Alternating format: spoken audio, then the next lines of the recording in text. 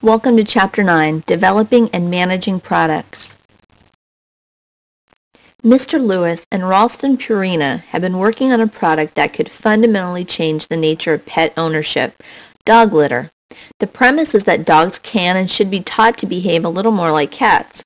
The company's new product, called Second Nature, is aimed primarily at small dogs living in big cities. Ralston executives imagine a world without pooper scoopers, a world in which dogs wouldn't have to be walked in foul weather, where people in high-rise apartments could have canine companionship even if they couldn't go out for walks, where single people would no longer have to rely on professional dog walkers. How would you go about testing this new product before introducing it to the market? And how would you introduce it to prospective customers? Do you think it will succeed or fail?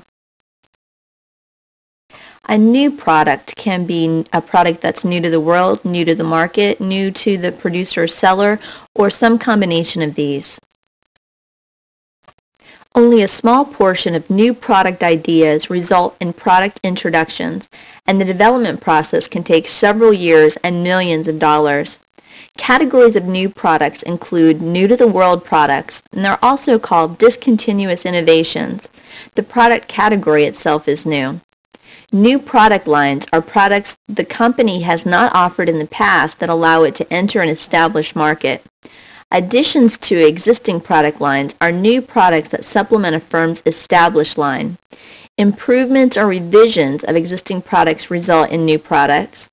Examples of product improvements include faster computer chips and new flavors of potato chips. Repositioned products are existing products and targeted at new markets or market segments. An example of repositioning would be advertising orange juice as a refreshing drink for any time of the day. Lower priced products are products that provide similar performance to competing brands at a lower cost. A new product strategy links the new product development process and the objectives of the marketing department, business unit, and corporation. All these objectives must be consistent. New product strategy is a subset of the company's overall marketing strategy. New product strategy specifies the role that new products must play in the new organization's plan and describes the characteristics of the products the company wishes to offer and the markets that it wishes to serve. The three most common strategic roles for new products are to maintain a position in the industry as a product innovator, to defend market share position, and to establish a foothold in a new market. Whether or not a new product will be successful depends on a long-term commitment, a good new product strategy, being able to capitalize on experience, and establishing an environment. This cone represents how money, time, and energy are funneled into new product development. The funnel is widest at the top, indicating that many new product ideas can be considered in the initial stages. Further research narrows the number of ideas considered acceptable at any given time. Only ideas with the greatest potential are considered further. Only a few ideas are supported all the way through testing to commercialization. The initial stages of this research are important. The earlier that management can identify an idea as inappropriate and the less money, time, and effort devoted to that idea, the easier it is to cut losses. New product ideas can come from many sources. Customers. The marketing concept suggests that customers' needs and wants should be the springboard for developing new ideas. New product ideas suggested by customers include Hewlett-Packard's touchscreen for computers and Stouffer's lean cuisine frozen dinners. Ideas also come from employees. Because of their involvement in and analysis of the marketplace, employees who are not in the research and development department often come up with new product ideas. Examples of product ideas created by non-research and development employees include Pampers, Texas Instruments Speak and Spell, Talking Computer, and Nature Valley granola bars. Ideas also come from distributors. A distributor is often more aware of customer needs than the manufacturer because the distributor or dealer is closer to the consumers. Competitors may have new products that can or should be a source of new product ideas. Automobile manufacturers commonly dissect competing automobiles for ideas. Research and development may be a source of new product ideas and innovation. Research and development is carried out in 4 ways. Basic research is scientific research aimed at discovering new technologies, and applied research attempts to find useful applications for these new technologies. Product development is the process of converting applications for new technologies into marketable products. Sometimes research and development involves product modification, cosmetic changes in products, or functional product improvements. Examples of products developed through research and development include DuPont's Kevlar synthetic material and pharmaceutical drugs. Consultant groups are available to examine a business and recommend product ideas. And finally, a variety of approaches and techniques have been used to stimulate creative thinking and generate product ideas. Brainstorming is one of these ways. Brainstorming is a process for getting a group to think of unlimited ways to vary a product or solve a problem. At Bausch & Lomb, a firm that markets contact lenses, scientists meet regularly in the Tiger Den, a special room set aside for brainstorming. The member of the Tiger team who suggests an idea that makes it to market is rewarded with cash or stock. Excellent new product ideas are often generated by focus groups. These interviews usually consist of 7 to 10 consumers interacting in a structured discussion. Screening is the first filter in the product development process, which eliminates ideas that are inconsistent with the company's new product strategy or obviously are inappropriate for some other reason. Most new product ideas are rejected at this stage. Concept tests are often used to rate product alternatives. A concept test is the evaluation of a new product idea, usually before a prototype has been created. Concept tests for Carpet Fresh Rug Deodorizer found that consumers preferred the idea of a powder rather than granules. The business analysis is the second stage of the screening process, where preliminary figures for demand, cost, sales, and profitability are calculated. At the end of this stage, management should have a good idea of the market potential for the product. The business analysis stage is also the time to calculate the impact of the new product on the company's existing products. The introduction of liquid Tide cannibalized sales of powdered Tide detergent. The business analysis stage is also when someone should check to see if the product can be patented. In the development stage of the product development process, a prototype is developed and a marketing strategy is outlined. Costs increase dramatically as the new product idea moves into the development stage. In the early stages of development, the research and development or engineering department may develop a prototype or working model. Decisions such as packaging, branding, and labeling will be made. Preliminary promotion, price, and distribution strategies should be established. During the development stage, the technical feasibility of manufacturing the product at a reasonable cost is thoroughly examined and the product may be modified. Laboratory tests subject the product to more severe and critical treatment than is anticipated by end users. Many products that test well in the laboratory are next subjected to use tests in which they are placed in consumers' homes or businesses for trial. The development process works best when all the involved areas or departments work together rather than sequentially. This process is called parallel engineering, simultaneous engineering, or concurrent engineering. Development can be a very long stage. Procter & Gamble spent 400,000 laboratory hours in 3 countries developing liquid Tide.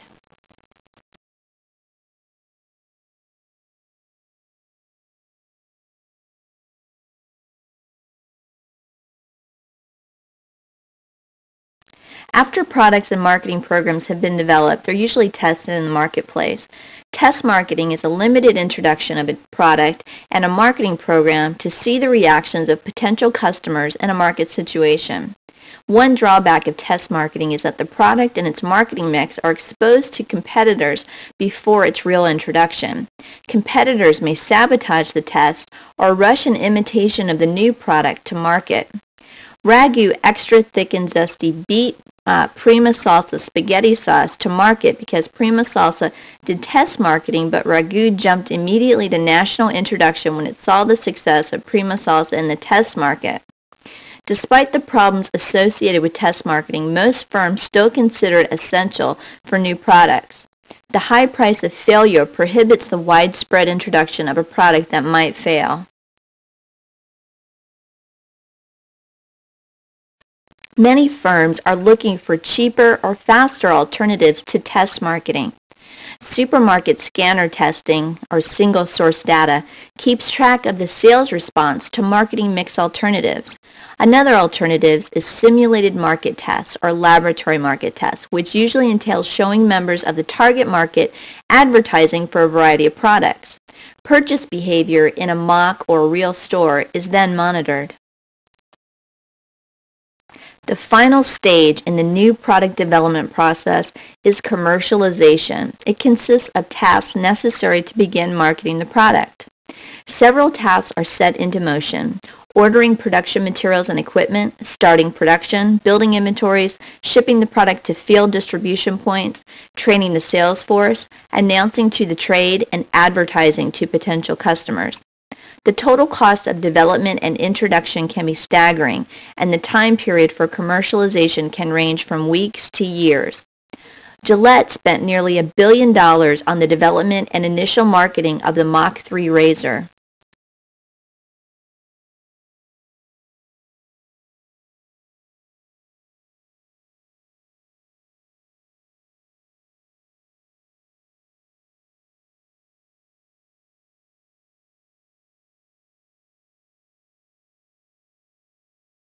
Some other issues marketing executives have to deal with is developing products for worldwide distribution, not just within the United States. And they have to think about unique market requirements for other countries. They also have to design products to meet regulations and key market requirements. An adopter is a consumer who is happy enough with his trial experience to use the product again. Diffusion is the process where the adoption of an innovation spreads. When DVD players first came out, maybe you were one of the first to buy one, and as you look around, you see everyone else following your lead. Or maybe you were a laggard. Maybe you just finally have purchased one. There are 5 categories of adopters that participate in the diffusion process. Innovators are eager to try new ideas and products. They usually have higher incomes and are better educated than non-innovators, and they represent the first 2.5% of all those who will adopt. Early adopters represent the next 13.5% that will adopt a product. Early adopters are much more reliant on group norms. They're oriented to the local community, and they tend to be opinion leaders.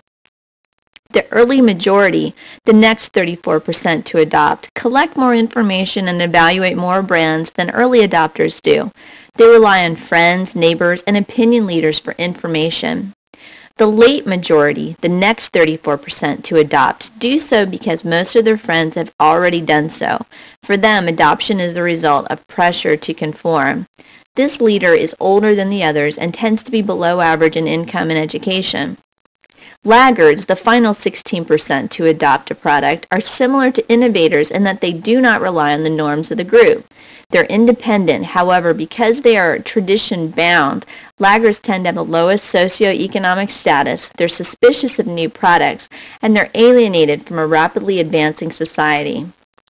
Here's an example. A consumer buying a compact audio player for the first time might be in the late majority or even a laggard, but that same consumer buying a compact disk drive for her personal computer for the first time would be an innovator or early adopter.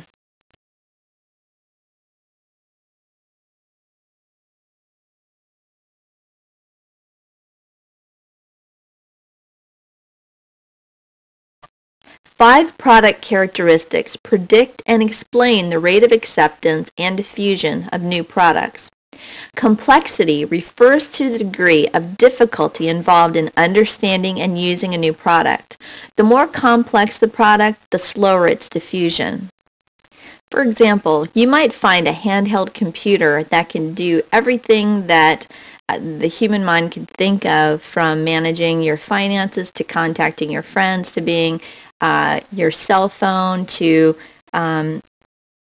giving you access to your car and your house. But if you cannot use this handheld computer, if you can't figure it out, you're probably not going to purchase it because it's too complex, and items like this don't sell. Products have to be fairly understandable for them to be successful. Compatibility refers to the degree in which the new product is consistent with existing values and product knowledge, past experiences, and current needs. Incompatible products diffuse more slowly than compatible ones. For example, if Ford came out with a really hot car, it might look great, but if it had a horrible safety record and it didn't have airbags and it didn't have door locks and it didn't have a lot of safety features, and people knew this, then that would be incompatible with values of wanting safety in a vehicle, and it would be incompatible with product knowledge and past experience. Relative advantage is the degree to which a product is perceived to be superior to existing substitutes. Obviously, if we were to buy a DVD player today, we expect it to be superior to what we could have found a year ago.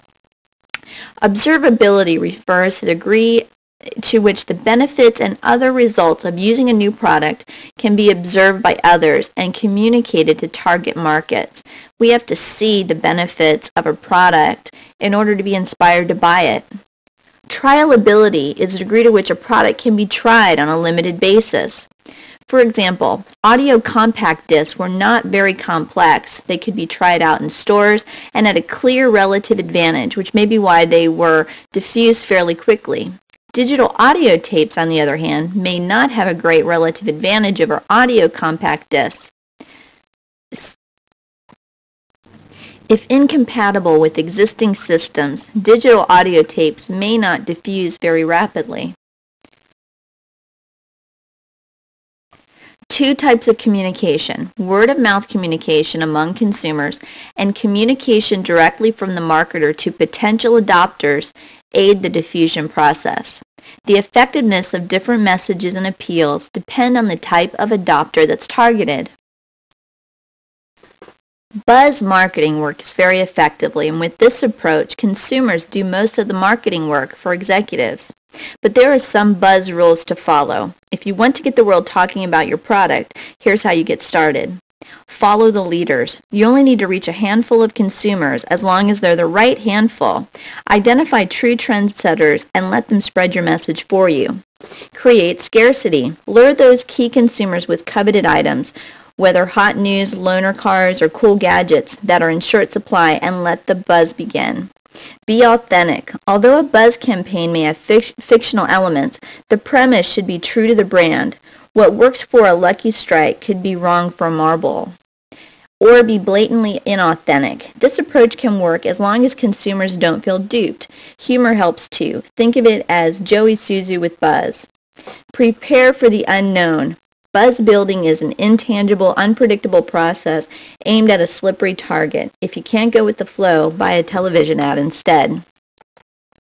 To kickstart the buzz, Ford tapped New York youth marketing boutique Fusion 5 to help it identify 125 influential young consumers in 5 key markets: New York, Miami, Los Angeles, Chicago, and San Francisco. Each of the 120 people were given a Ford Focus to drive for 6 months and was asked to keep a record of where they took the car and what they did. The gambit worked on Joe Regner, a 21-year-old operations engineer in Miami.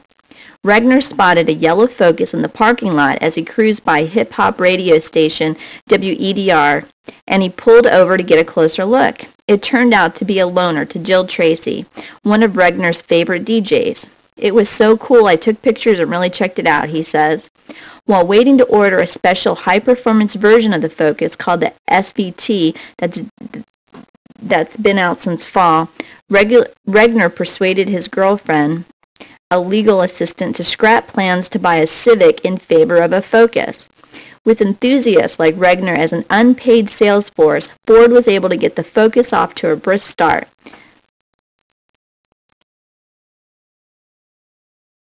The product life cycle is a concept that provides a way to trace the stages of a product's acceptance from its introduction to its decline. The product life cycle refers to the life of the product category, which includes all brands that satisfy a particular type of need. The length of time a product category spends in any one stage of the product life cycle may vary dramatically, from a few weeks to decades. The life cycle concept does not predict how long a product category remains in any one stage. Rather, it's an analytical tool to help marketers understand where their product is, what may happen, and which strategies are appropriate. In the product life cycle, the sales line starts at zero, at time zero because no sales dollars come in until the product's sold. After introduction, sales then typically increase rapidly for a time during the growth stage and may remain stable for some time, which is the maturity stage, before dropping off, which is decline. Some products complete the life cycle in a few years, if you can remember Betamax videos, but others may remain in maturity for decades. Think of Coca-Cola. The profit curve is lower than the sales curve because profit can never exceed sales. The profit curve is negative at time zero because of the money spent on research and development and production before a single unit is sold. Profits increase rapidly as sales increase, but profits peak in the growth stage, before sales have peaked in the maturity stage because of growing competition. Throughout maturity, even though profits are decreasing, they are still positive, so the product is still profitable. The length of the product life cycle is usually related to the type of benefit the product offers its consumers. A fad or fashion offers limited value in contrast to a consumer durable like a washing machine. Marketers will try to extend the life of a product by changing the product or changing the product use. For example, baking soda was marketed as being useful for more than just baking. You could use it for toothpaste, carpet and refrigerator deodorizer. Marketers also try to change the product image. GM has changed the image of the Cadillac to try and attract younger buyers, since their most loyal market is comprised of the oldest people in the United States. And then finally, they try to change product positioning. The introductory stage of the product life cycle represents the full-scale launch of a new product into the marketplace. So when you go shopping and you see a completely new item on the shelf, this product is in its introductory stage. The introductory stage is typified by a high failure rate. The majority of merchandise that hits the shelves will usually be taken off within a year. There's usually little competition, frequent product modification, and limited distribution. The introductory stage usually has high marketing and production costs and negative profits as sales increase slowly.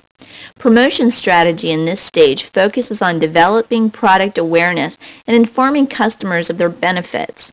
The aim is to stimulate primary demand for the product category. Intensive personal selling to retailers and wholesalers is required. Diet Coke moved rapidly from introduction to growth. Mountain Dew took over 20 years to take off. There's a real benefit in being the first into a market. This results from setting the standard in the eyes of the consumer. The benefit is lasting market share dominance even after competitors enter and the product moves into maturity. The growth stage of the life cycle is characterized by sales growing at an increasing rate, the entrance of competitors into the market consolidation, and healthy profits. The promotion in the growth stage emphasizes heavy brand advertising and the difference between brands. Gaining wider distribution is a key goal in this stage. Toward the end of the growth stage, prices normally fall and profits reach their peak. Development costs should be recovered by the end of the growth stage when sales volume has created economies of scale. During the growth stage, the product is offered in more sizes, flavors, and models.